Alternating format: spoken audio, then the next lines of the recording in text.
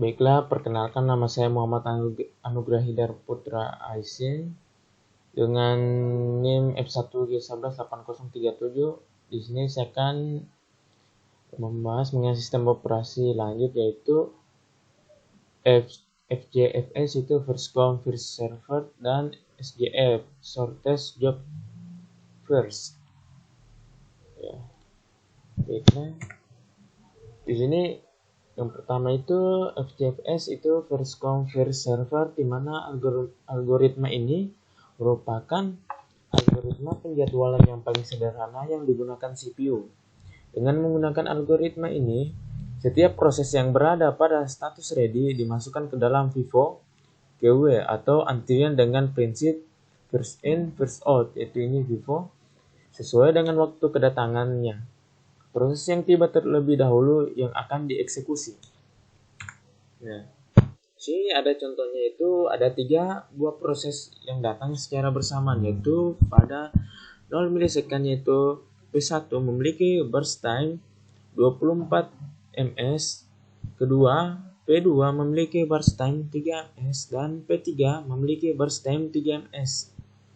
Di sini menghitunglah waiting time rata-rata dan turnaround time, yaitu burst time plus waiting time dari ketiga proses tersebut dengan menggunakan algoritma FJFS. Sini waiting time untuk P1 adalah 0 milisekund. P1 tidak perlu menunggu sehingga dia akan langsung masuk nanti di sini, langsung diproses. Sedangkan untuk P2 adalah sebesar 20 ms, yaitu dia akan menunggu P1 selesai terlebih dahulu dan akan memproses P2. Dan untuk P3 sebesar 27 ms, menunggu P1 dan P2 selesai. Itu seperti ini dari Gantt chartnya. Ya, di sini urutan kedatangan P1, P2, P3 yang menggunakan Gantt chart ini. Untuk urutan ini adalah waiting time rata-ratanya sebesar 0, 24, 27 yang diakhiri dengan 30. Di sini waiting time rata-ratanya sebesar 0 tambah 24 tambah 27 dibagi 3 karena ada 3 proses yang dilakukan sehingga menjadi 17 ms. Nah, turnaround time untuk P1 sebesar 24 ms.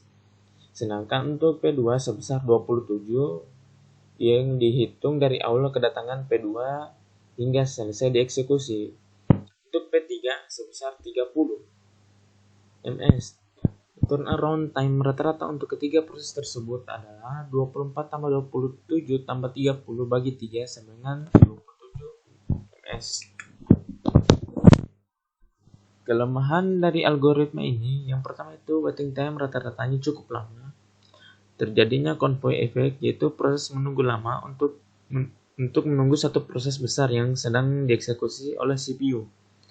Algoritma ini juga merupakan konsep non-preemptive, yaitu setiap proses yang sedang dieksekusi oleh CPU tidak dapat diinterrupt, itu diganggu oleh proses yang lain.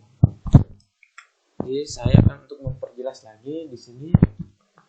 Ada prosesnya itu ada 5, itu P1, P2, P3, P4, P5 dengan arrival time. Di sini sesuai di tabel itu arrival time-nya, yaitu waktu kedatangan proses itu P1 itu 0, P2 2, P3 3, P4 5, dan P5 itu 9. Dengan burst time, yaitu waktunya lama proses yang akan diselesaikan, yaitu untuk P1 12, P2 8, P3 5, P4 2, P5 1. Nah, dari skema yang chart ini, pertama P1 itu masuk di 0, di arrival time 0. Lalu pada arrival time kedua P2 masuk yang kemudian, dan pada arrival time ketiga P3 masuk.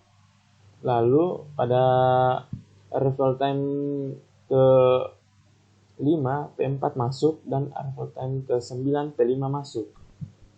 Nah, di sini burst time dilakukan oleh P1 itu mencapai 12. Nah, sehingga pada proses ke-12 ini, pada saat proses ke-12 yang dimana P1 telah selesai, maka P2, P3, P4, P5 akan masuk ke antrian sini, lalu akan diproses P2 terlebih dahulu.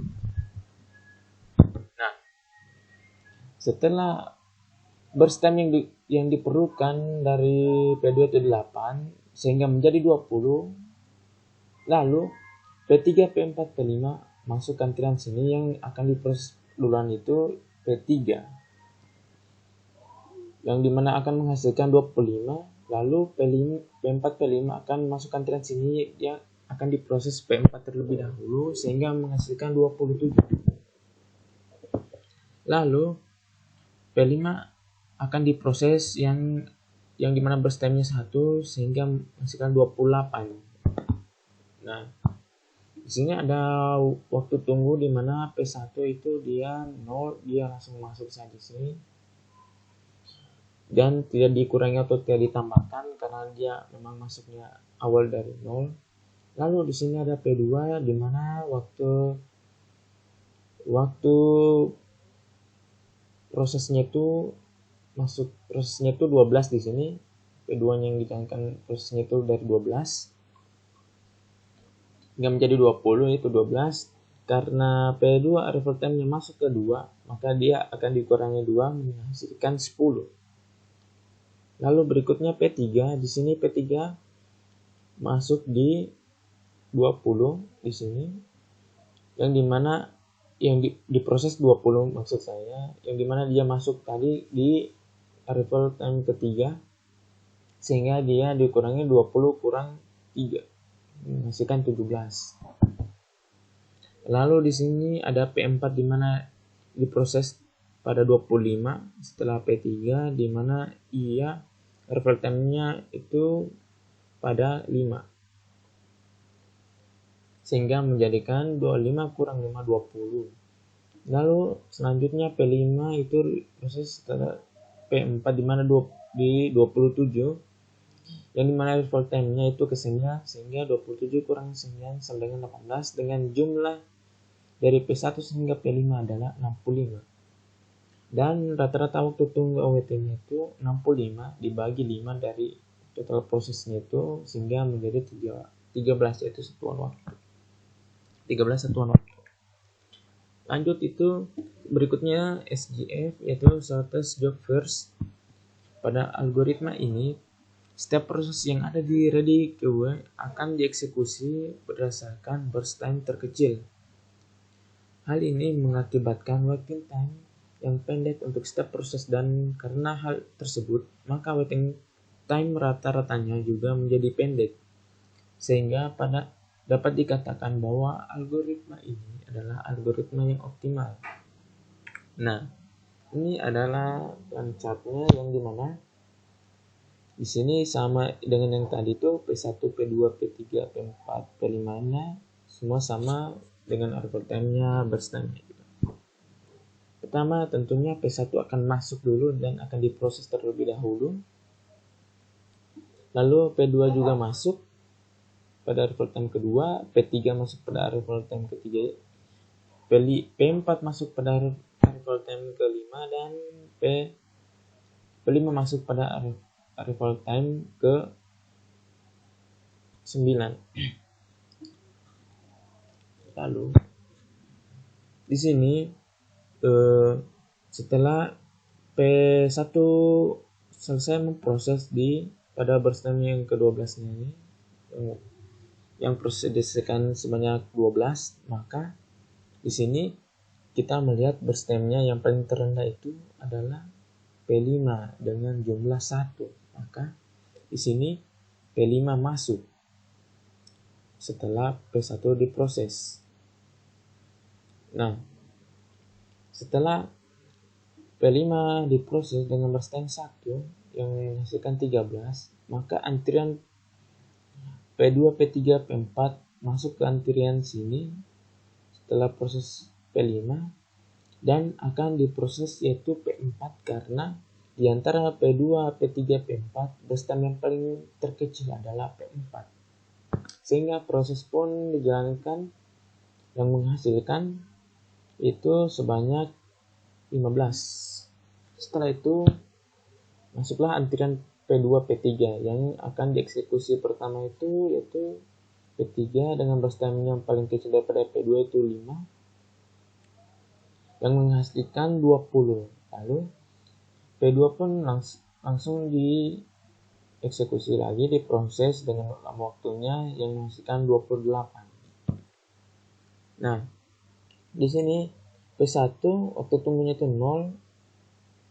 Lalu P2 itu yang ini dia arrival time-nya 2 dan waktu prosesnya itu yang masuk itu 20, sehingga 20 kurang 2 sama dengan 18.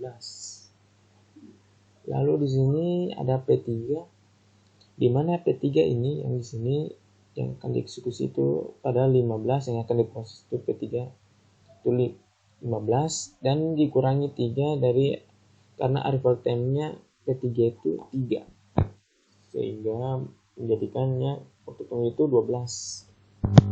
Lalu P4 itu 13 dan dikurangi dengan arrival time-nya itu 5 di sini 5 sehingga menjadikannya 8 dan P5 masuk pada 12 ini 12 dan dikurangi 9 dari waktu proses itu sebanyak 9 menjadikannya 3 dengan jumlah 41. Nah, sini rata-rata waktu tunggu AWT-nya itu 41 bagi 5 dari sini yang dibagi jumlah prosesnya sama dengan 8,2 satuan waktu. Nah, di sini ada beberapa kekurangan dari algoritma ini, yaitu susahnya untuk memprediksi burst time proses yang akan dieksekusi selanjutnya, dan proses yang mempunyai burst time yang besar akan memiliki waiting time yang besar pula, karena yang dieksekusi terlebih dahulu adalah proses dengan burst time yang lebih kecil. Ya, sekian dari pembahasan yang telah saya bawakan. Mohon maaf bila banyak kesalahan yang telah saya buat di dalam presentasi ini. Sekian dan terima kasih.